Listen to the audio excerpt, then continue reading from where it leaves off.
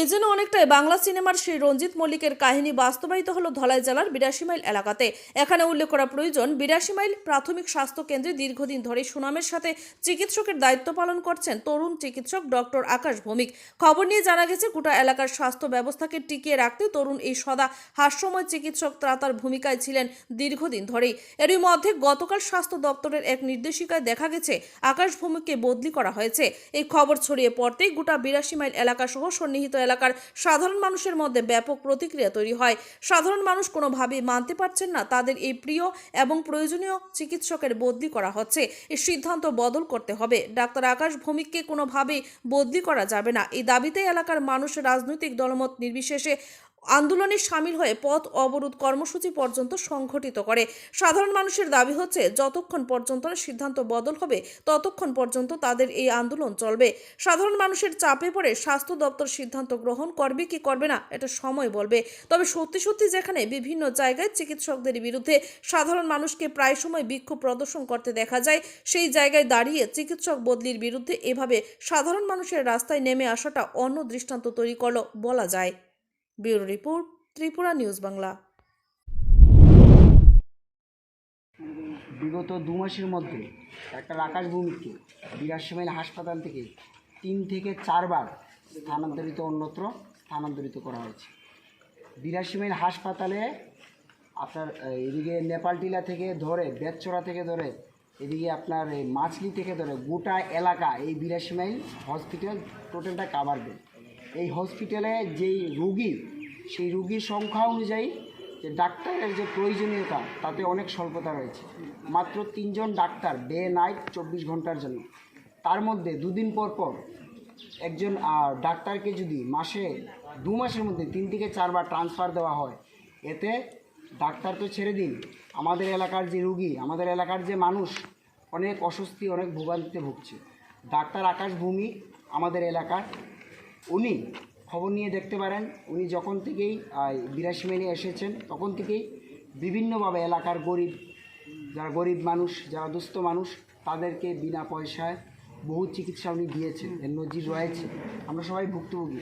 এখানে এত মানুষ এসেছেন, কেন এসেছেন? তার জন্যই এসেছেন যে ডক্টর আকাশ ভৌমিক আমাদের এলাকার জন্য উনি কাম্য। কেন? উনি যখন থেকে এসেছেন এলাকার সমস্ত মানুষ, গরিব দুস্থ মানুষ যারা আছেন সবাইকে অনেক হেল্প করেছেন, আমাদের এলাকাবাসীর অনেক হেল্প হয়। তাই এলাকাবাসী এটা মানতে পারছে না, যদি উনি চলে যায় এলাকার মানুষ ভোগান্তিতে পড়বে। আর যেই রুগী, সেই রুগী অনুযায়ী এই হাসপাতালে ডাক্তারের স্বল্পতা রয়েছে। অন্তত ৬ থেকে ৭ জন ডাক্তার এই হসপিটালে প্রয়োজন, তার মধ্যে ৩ জন। এর মধ্যেও দুদিন পর পর একজন ডাক্তারকে দুদিন পর পর ২ মাসের মধ্যে ৩ থেকে ৪ বার ট্রান্সফার দেওয়া হচ্ছে। এখন আবার ৩ মাসের আপনার ডেপুটেশন দেওয়া হচ্ছে। আমরা এলাকাবাসী এটা মানতে পারছি না, মানব না। আকাশ ভৌমিকের ট্রান্সফার মানছি না, মানব না, যতক্ষণ না পর্যন্ত হাই অথরিটি বা কেউ এসে আমাদেরকে আশ্বস্ত করে আমরা এখান থেকে উঠছি না। আমরা এখন রোড ব্লক করব, পথ অবরোধ। আপনারা কি চাইছেন যে আকাশ ভৌমিক? আমরা চাইছি আকাশ ভৌমিককে ৮২ মাইল রাখতে হবে। আকাশ ভৌমিককে এর আগেও ৩বার ট্রান্সফার দেওয়া হচ্ছে গত ২ মাসের মধ্যে। আমরা ২ মাসের মধ্যে আমরা এই ধরনের ছিনিমিনি চলবে না। এটা আমাদের এলাকাবাসীর স্বার্থে বলছি। এলাকাবাসী এখানে উনি কতদিন ধরে আছেন? হ্যাঁ, ২.৫ থেকে ৩ বছর। এই বিষয় নিয়ে কোনো এসডিএমইউ স্যারের সঙ্গে কোনো যোগাযোগ করছেন না আপনারা? আমরা করিনি। আমরা শুধু এলাকাবাসী তো এত কিছু জানে না, আমরা শুধু হসপিটালটা জানি। কালকেই শুনতে পারলাম, আমরা গতকালকে শুনতে পেয়েছি হঠাৎ। তারপরে আমরা গ্রামবাসী সবাই একসাথে যোগাযোগ করে এখানে এসেছি। আপনারা জড়ো হয়ে এখানে বিক্ষোভ প্রদর্শন করছে ডাক্তার বদলি নিয়ে। তো আপনি তো এই হাসপাতালের ইনচার্জ, তো কি বলবেন এই ঘটনা নিয়ে? অ্যাকচুয়ালি যে অর্ডারটা বেরিয়েছে ওইটা তো ট্রান্সফার না, ওইটা অ্যাকচুয়ালি ডেপুটেশন। সারা ত্রিপুরা রাজ্যেই ডাক্তার ক্রাইসিস আছে। তো আমি হায়ার অথরিটির সঙ্গে কথা বলেছিলাম, তো ওনারা বলছেন যে যেখানে উনি ট্রান্সফার হয়েছেন, ট্রান্সফার না, ডেপুটেশন দেওয়া হয়েছে ওনার, ওইখানে দীর্ঘদিন ধরে একজন মাত্র ডাক্তার।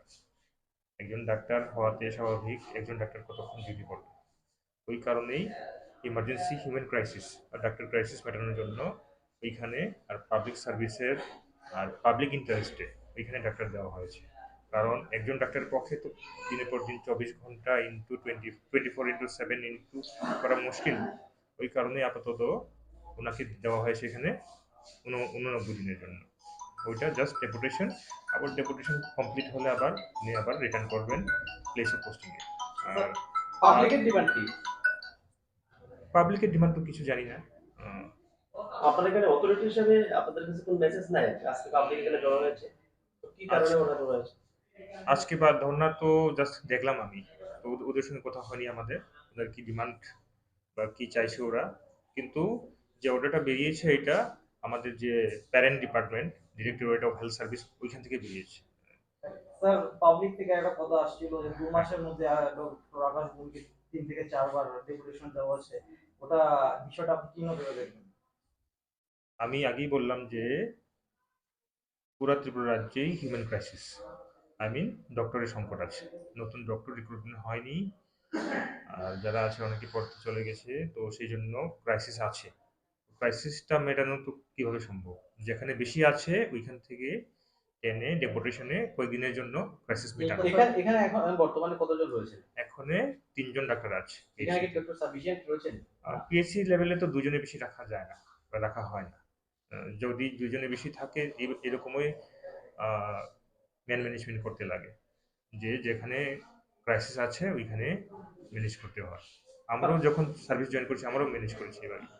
ওনাকে এখন কোন জায়গায় পাঠানো হয়েছে? নাকাশিপাড়া হসপিটালে। এর আগে স্যার যে 2 মাসের মধ্যে উনি 2 বার ডেপুটেশন দিয়েছিলেন, কোন কোন জায়গায় দিয়েছিলেন স্যার? রসিয়াবাড়িতে, তারপর মানিকপুর হসপিটাল, ওইখানেও হিউম্যান ক্রাইসিস ছিল। আচ্ছা, উনি ডেপুটেশন যে এসেছেন কোন হাসপাতাল থেকে এখানে এসেছেন?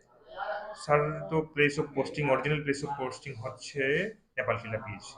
তো ওইখান থেকে এখানে স্যার স্যার আমাদের যে ডক্টর দীপম চক্রবর্তী স্যার, উনি পোস্ট গ্রাজুয়েশন করতে গিয়েছিলেন 2 বছরের জন্য। তো তখন ওই পিরিয়ডটাতে নিয়েছিলেন না। এখানে উনি কত বছর ধরে রয়েছেন? 2 বছর মতো 2 বছর। On deputation. স্যারের অরিজিনাল প্লেস অফ পোস্টিং হচ্ছে নেপালশিলা হসপিটাল। এখানে কি উনি ডেপুটেশন রয়েছে? হ্যাঁ, ডেপুটেশনে রয়েছেন উনি। স্যার আপনি একজন হাসপাতালের